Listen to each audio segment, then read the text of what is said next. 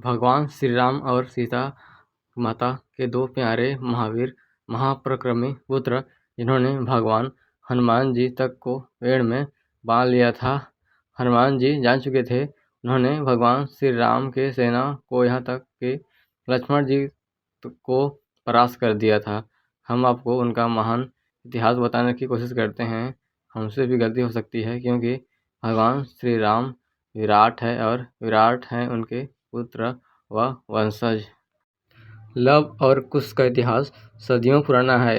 बता दें कि अगर आपको रामायण काल के कुछ जानकारी है तो आप लव कुश के बारे में जानते ही होंगे, लेकिन अगर आपको इसके बारे में कोई भी जानकारी नहीं है तो बता दें कि लव और कुश मर्यादा पुरुषोत्तम श्री भगवान श्री राम के दो बालक हैं, जिन्होंने श्री राम के अश्व के साथ साथ हनुमान जी को भी पेड़ से बांध दिया था।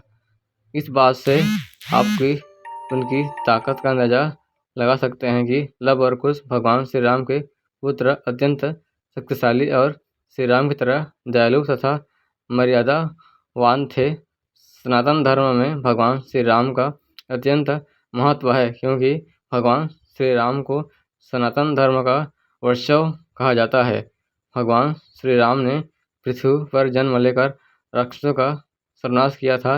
रामायण का ज्ञान प्राप्त करने वाले लोगों को इस बारे में भाली भांति जानकारी होगी।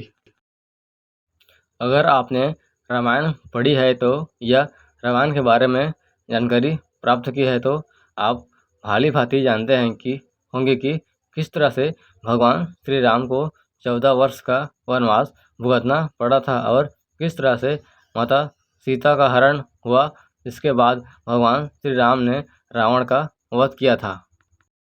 मर्यादा पुरुषोत्तम भगवान श्री राम जब 14 वर्ष का वनवास पूर्ण होने के बाद फिर से अयोध्या नगरी लौटे तब माता सीता को एक बार फिर से वनवास जाना पड़ा था, क्योंकि इतने समय तक माता सीता ने रावण के नगरी में रहने से लोग तरह तरह के बातें करते थे, जिससे तंग आकर माता सीता फिर से वनवास चली गई, जहाँ पर वन में माता सीता को 2 पुत्र हुए जिनके नाम लव और कुश रखे गए।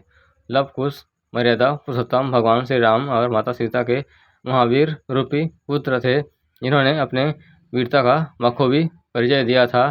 तो वही लव कुश का इतिहास जानते हैं। मर्यादा पुरुषोत्तम भगवान श्री राम के पुत्र लव और कुश का इतिहास सृष्टि की रचयिता भगवान श्री ब्रह्मा जी से शुरू होता है, क्योंकि ब्रह्मा जी के कई पुत्र थे, जिनमें प्रमुख 10 पुत्र के नाम इस प्रकार है: मरीचि, अग्निरस, अत्रि, भृगु, वशिष्ठ, नारद, पुलस्त्य, ऋतु, दक्ष एवं स्वयं भू मनु है। भगवान ब्रह्मा जी के सबसे बड़े पुत्र मरीचि से उनका वंश आगे बढ़ा। उनके कश्यप नामक पुत्र हुआ। कश्यप के 10 पुत्र हुए, जिनके नाम इस प्रकार हैं: विश्वानम, इंद्रम, धाता, भाग, पूषा, मित्र, आर्यमा, त्वष्टा, अंशु, वरुण एवं सविता।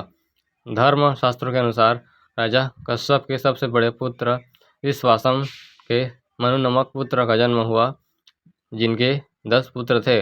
उनका नाम इस प्रकार है: इल, इच्छावकु, पुष्नाम, अरिश, धृष्ट, नृशंस्तम, करुष, महाबली, सरयति और पुश्रद्ध।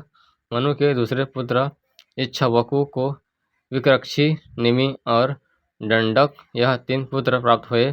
इच्छावकु कौशल देश के राजा थे, जिनकी राजधानी अयोध्या थी। आगे चलकर इच्छावकु का वंश पीढ़ी दर पीढ़ी बढ़ता गया। अयोध्या राजधानी पर राज करने वाले राजा इच्छावकु के पुत्र कुक्षु हुए। कुक्षु के पुत्र विकिक्षु हुए। विकिक्षु के पुत्र बाण हुए। बाण के पुत्र अनरय हुए। अनरय के पुत्र पृथ्वी हुए। पृथ्वी के पुत्र तिंसकु हुए। तिंसकु के पुत्र धुंधुमार हुए। धुंधुमार के पुत्र यवनास्त्र हुए। यवनास्त्र के पुत्र मंधता हुए।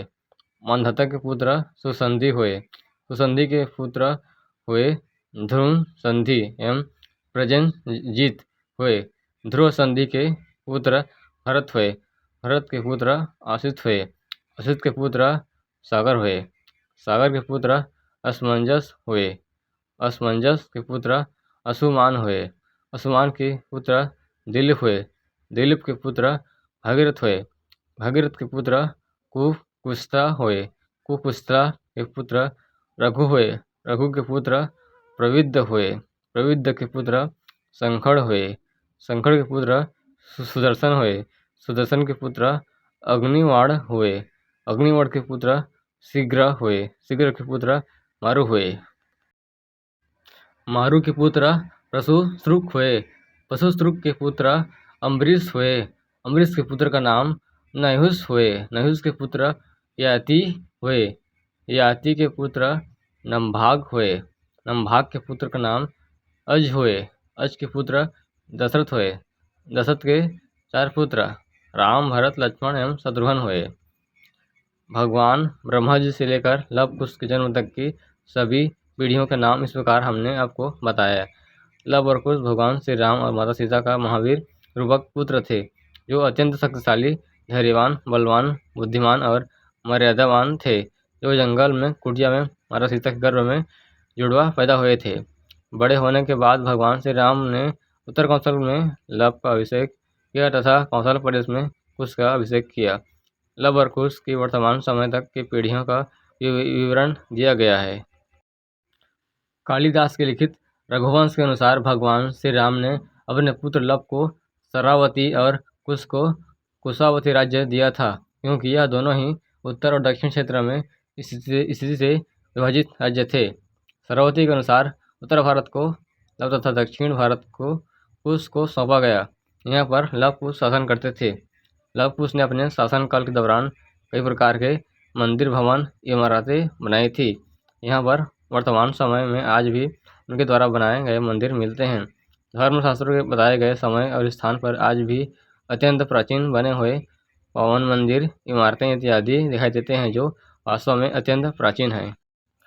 अलग अलग धर्म ग्रंथों के अनुसार वर्तमान समय में कानपुर और मेरठ को लव कुश का जन्म स्थल बताया जाता है। बता दें कि इन क्षेत्रों में के घने जंगलों में एक आश्रम रूपी कुटिया बनी हुई है, जिसे धर्म ग्रंथों के अनुसार मर्यादा पुरुषोत्तम श्री राम के जुड़वा पुत्र लव और कुश का जन्म स्थल बताया जाता है। धर्म ग्रंथों में कहा गया है कि इसी जगह पर महर्षि वाल्मीकि ने रामायण ग्रंथ की रचना की थी और यहाँ पर ही माता सीता ने जुड़वा पुत्र लव और कुश को जन्म दिया था। धर्म ग्रंथ के अनुसार इसी जगह पर लव कुश को महर्षि वाल्मीकि ने शिक्षा दी है। यहाँ पर ही लव कुश अपने जीवन का शिक्षा प्राप्त की और इसी जगह लव कुश ने अपने माता पिता भगवान श्री राम से सामना किया था। जब लव कुश बालिया अवस्था में ही थे और उन्होंने कम उम्र अवस्था में ही महर्षि वाल्मीकि द्वारा शिक्षा पूर्ण कर ली थी।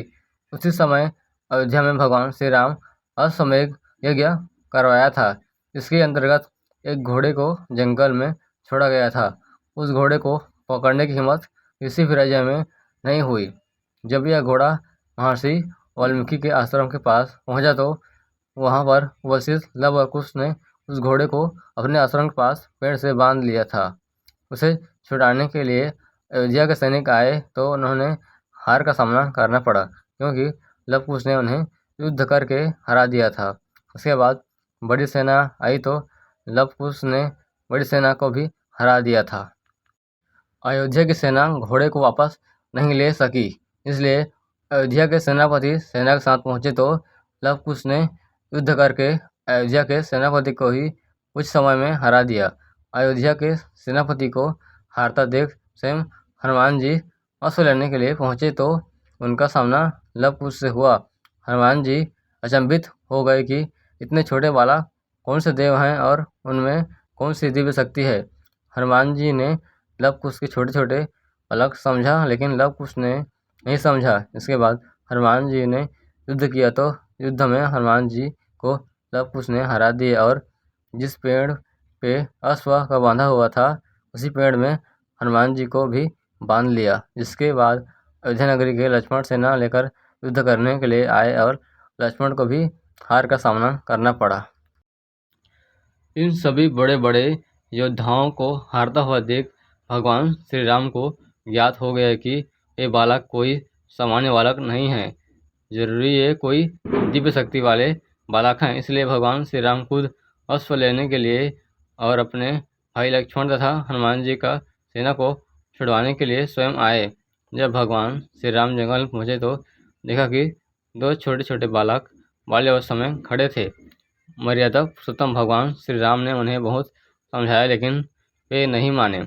आखिरकार भगवान श्री राम ने उनसे युद्ध करना ही उचित समझा। लेकिन जैसे ही लव कुश ने भगवान श्री राम पर बाण चलाने शुरू किए, उस समय महर्षि वाल्मीकि वहां पर आ पहुंचे और उन्होंने कहा, अरे लव कुश, यह क्या कर रहे हो? यह तुम्हारे पिताश्री हैं। हाँ, भगवान श्री राम तुम्हारे पिताश्री हैं, जाओ उनके पैर छुओ।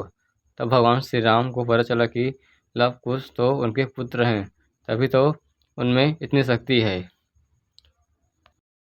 उसके बाद लव कुश ने अश्ववेग वाला घोड़ा छोड़ दिया और भगवान श्री राम वापस लौट गए अयोध्या नगरी।